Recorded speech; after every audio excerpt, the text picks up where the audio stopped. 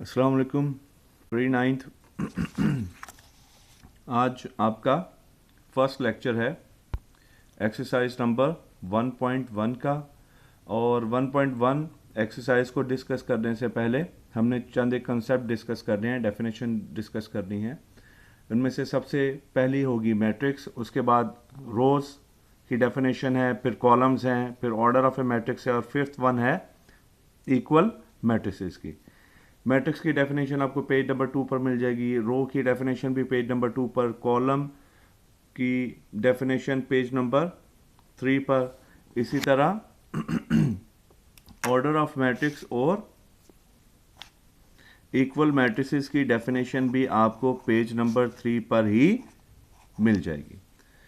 अच्छा, अब तो स्टार्ट करते हैं बेसिक कॉन्सेप्ट। अगर हमने मैट्रिक्स का डिस्कस करना है तो मैट्रिक्स क्या है? मैट्रिक्स इन फैक्ट अरेंजमेंट है, अरे कलेक्शन है नंबर्स की। जैसे यहाँ पर मैंने लिख दिया 1 2 एंड 3 4। इसी तरह एक और एग्जांपल लिख दी 1 2 3 4 5 एंड 6। तो ये स्क्वायर अरेंजमेंट है और ये रेक्टेंगुलर अरेंजमेंट है। तो आपकी टेक्स्ट बुक में सिर्फ रेक्टेंगुलर अरेंजमेंट को मेंशन किया गया है, स्क्वायर अरेंजमेंट को मेंशन नहीं किया गया। तो दोनों तरह की अरेंजमेंट हो सकती है, स्क्वायर अरेंजमेंट भी हो सकती है और रेक्टेंगुलर अरेंजमेंट भी हो सकती है।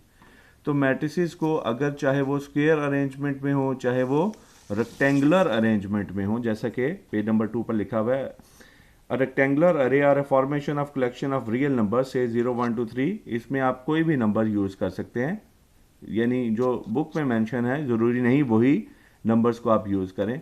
एंड देन एनक्लोज बाय, और बाद में उसको एनक्लोज कर दिया जाए, बंद कर दिया जाए, किसमें? स्क्वायर ब्रैकेट में। तो वो क्या बना देती है? मिलकर मैट्रिक्स। जैसे ये फर्स्ट वन में जो अरेंजमेंट है ये रेक्टेंगुलर है, और ये सेकंड वन में कौन सी अरेंजमेंट है? स्क्वायर अरेंजमेंट है। तो रेक्टेंगुलर अरेंजमेंट भी हो सकती है, स्क्वायर अरेंजमेंट भी हो सकती है। अगर आपने आखिर में उसको स्क्वायर ब्रैकेट्स में बंद कर दिया तो वो मैट्रिक्स कहलाएगा। दो तीन चीज़ें मैट्रिक्स के बारे में याद रखनी है। एक ये कि जो इसमें नंबर्स यूज़ हो रहे हैं उनको हम एंट्रीज कहते हैं या मेंबर्स कहते हैं, एलिमेंट्स कहते हैं, एंट्रीज कहते हैं या मेंबर्स कहते हैं।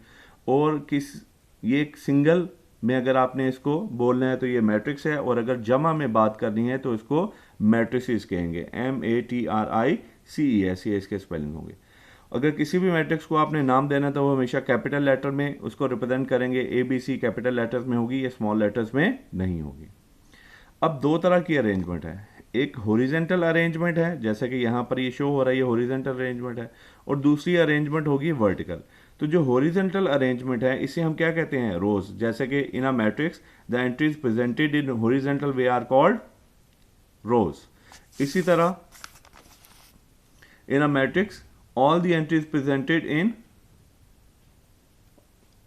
इन vertical way are called the columns of the matrix. तो जो हॉरिजॉन्टल वे में अरेंजमेंट है वो रोज कहलाएंगी, और जो वर्टिकल वे में अरेंजमेंट है उन्हें हम क्या कहेंगे? कॉलम्स कहेंगे। थर्ड वन आ गया ऑर्डर ऑफ ए मैट्रिक्स। अच्छा, अब ये जो ऊपर वाली एग्जांपल है इसमें आप देख रहे हैं कि हॉरिजॉन्टल अरेंजमेंट में भी 3 है और वर्टिकल अरेंजमेंट भी 3 है, यानी इसमें 3 रोज और 3 कॉलम्स हैं। तो अगर किसी भी मैट्रिक्स का आपने क्या मेंशन करना है? किसी भी मैट्रिक्स का आपने ऑर्डर मेंशन करना है तो ऑर्डर हमेशा मेंशन करेंगे number of rose by number of columns. Order को हमेशा कैसे मेंशन करते हैं? Number of rose by number of columns. तो नंबर ऑफ रोज को हम रिप्रेजेंट करते हैं m से, और नंबर ऑफ कॉलम्स को हम रिप्रेजेंट करते हैं n से। तो किसी भी मैट्रिक्स का ऑर्डर क्या कहलाएगा? m by n। तो क्या डेफिनेशन लिखी हुई है? The number of rows and columns in a matrix specifies its order. If a matrix has m rows and n columns then it is said to be of order m by n। तो m by n उसका order होगा। उसके बाद आ गया equal matrices. दो matrices equal कब होते हैं उसके लिए दो कंडीशंस का होना जरूरी है। फर्स्ट कंडीशन क्या है? ऑर्डर दोनों का इक्वल होना चाहिए, यानी ऑर्डर ऑफ ए इक्वल होगा ऑर्डर ऑफ बी के। और दूसरा क्या है? उसकी करस्पॉन्डिंग एंट्रीज भी क्या होंगी? इक्वल। तो ये डेफिनेशन क्या लिखी हुई है? Let A and B be two matrices then A is said to be equal to B and denoted as A is equal to B if and only if the order of A is equal to order of B and their corresponding entries are equal. अब इसी की मदद से हम इन basic concepts की मदद से हम एक्सरसाइज नंबर 1.1 को सॉल्व कर सकते हैं. तो एक्सरसाइज नंबर 1.1 का जो क्वेश्चन नंबर 1 है, इसमें हमने मैट्रिसेस के ऑर्डर ही बताने हैं. तो फर्स्ट मैट्रिक्स का ऑर्डर क्या है, इसमें 2 रोज और 2 कॉलम्स हैं, तो वो 2x2 होगा. मैट्रिक्स बी में भी हम देख रहे हैं कि 2 रोज हैं और 2 ही क्या हैं, कॉलम्स, तो इसका ऑर्डर भी क्या होगा, 2x2. मैट्रिक्स सी में हम देखते हैं 1 रो है और 2 कॉलम्स हैं, तो इसका ऑर्डर क्या होगा, 1/2. मैट्रिक्स डी में हम देख रहे हैं कि 3 रोज हैं और 1 क्या है, कॉलम है, तो इसका ऑर्डर क्या होगा, 3/1. मैट्रिक्स ई को अगर हम देखते हैं तो इसमें 3 रोज हैं और 2 कॉलम्स हैं, तो इसका ऑर्डर क्या होगा, 3/2. तो इस तरह से क्वेश्चन नंबर 1 सॉल्व हो जाएगा. इसके चंद एक और पार्ट्स भी हैं, जैसे एफ. तो मैट्रिक्स एफ में 1 रो और 1 कॉलम है, तो ऑर्डर होगा 1/1. जी में 3 रोज और 3 कॉलम्स हैं, तो ऑर्डर होगा 3/3. एच में 2 रोज हैं और 3 क्या हैं, कॉलम्स हैं, तो इसका ऑर्डर होगा 2/3. Question number 2. क्वेश्चन नंबर 2 में क्या पूछा गया है, which of the following matrices are equal. तो इक्वल मैट्रिसेस बताने के लिए हमें 2 चीज़ों, 2 कंडीशन जो मैंने अभी थोड़ी देर पहले जिक्र किया था, उनका पता होना ज़रूरी है. वो दोनों कंडीशंस कौन कौन सी हैं कि मैट्रिसेस का ऑर्डर इक्वल होना चाहिए और करस्पॉन्डिंग एंट्रीज भी इक्वल होनी चाहिए. जैसे मैट्रिक्स ए इक्वल है सी के, तो ए है, देखें एक ही एंट्री है, ऑर्डर है 1/1. सी का ऑर्डर भी क्या है, 1/1. 5-2 किसके इक्वल होता है, 3 के, तो इनकी करस्पॉन्डिंग एंट्रीज भी सेम है. मैट्रिक्स बी इक्वल है मैट्रिक्स आई के. बी का देखें, इसका ऑर्डर क्या है, 1/2, और आई का ऑर्डर देखिए, मैट्रिक्स आई का ऑर्डर भी क्या है, 1/2.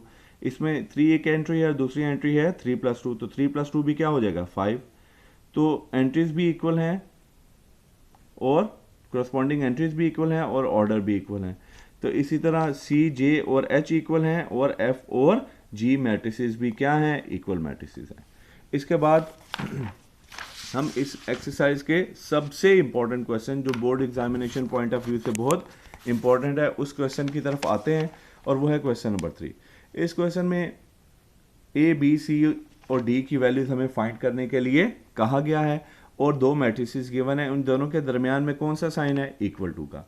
मैट्रिसेस के इक्वल होने का मतलब 2 बार बात ये पहले हो चुकी है कि इनकी करस्पॉन्डिंग ऑर्डर भी सेम होगा और करस्पॉन्डिंग एंट्रीज भी सेम होगी. तो देखें इसका ऑर्डर क्या है, 2/2, और इसका भी ऑर्डर, जो राइट साइड पर मैट्रिक्स है, इसका ऑर्डर भी क्या है, 2/2. दोनों का ऑर्डर सेम है, तो इसकी करस्पॉन्डिंग एंट्रीज भी सेम होनी चाहिए. यानी a + c इक्वल होगा 0 के, a + 2b इक्वल होगा -7 के, c - 1 इक्वल होगा 3 के, और 4d - 6 इक्वल होगा 2d के. तो इनको मैंने करस्पॉन्डिंगली इक्वेशन नंबर 1, 2, 3 और 4 का नाम दे दिया. अब इन्हीं इक्वेशंस को यूज़ करके मैं इन चारों अननोन a, b, c और d की वैल्यूज फाइंड आउट कर सकता हूँ.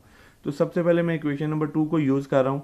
इसमें से डायरेक्टली हम c की वैल्यू फाइंड आउट कर सकते हैं. तो -1 क्या हो जाएगा, +1, तो 3 + 1 किसके इक्वल आ जाएगा, 4 के. इसके बाद मैं यूज़ कर रहा हूँ इक्वेशन नंबर 4. इससे भी डायरेक्टली d की वैल्यू आ सकती है. +2d को लेफ्ट साइड पर लेके जाएंगे तो -2d हो जाएगा, और -6 क्या हो जाएगा, +6. तो 4d - 2d, 6 as it is, 2 multiply हो रहा है, डिवाइड हो जाएगा, तो 6/2 किसके इक्वल आ जाएगा, 3 के. उसके बाद बाकी 2 और अननोन रह गए, a और b. तो हम क्या कर रहे हैं, c की वैल्यू को मैं सब्सटीट्यूट कर रहा हूँ इक्वेशन नंबर 1 में. तो a + c = 0 था, तो ये a + 4 = 0 आ जाएगा. +4 को राइट साइड पर ले जाएंगे तो क्या हो जाएगा, -4, a की वैल्यू भी आ गई. इसी तरह अब मैं a की वैल्यू को सब्सटीट्यूट कर रहा हूँ इक्वेशन नंबर 3 में.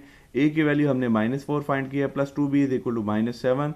-4 क्या हो जाएगा, +4, -7 + 4 -3, 2 मल्टीप्लाई हो रहा है, डिवाइड हो जाएगा, तो -3 को 2 से डिवाइड करेंगे तो -1.5 आ जाएगा. इस तरह से हमने ये चारों अननोन की वैल्यूज़ फाइंड आउट कर ली हैं.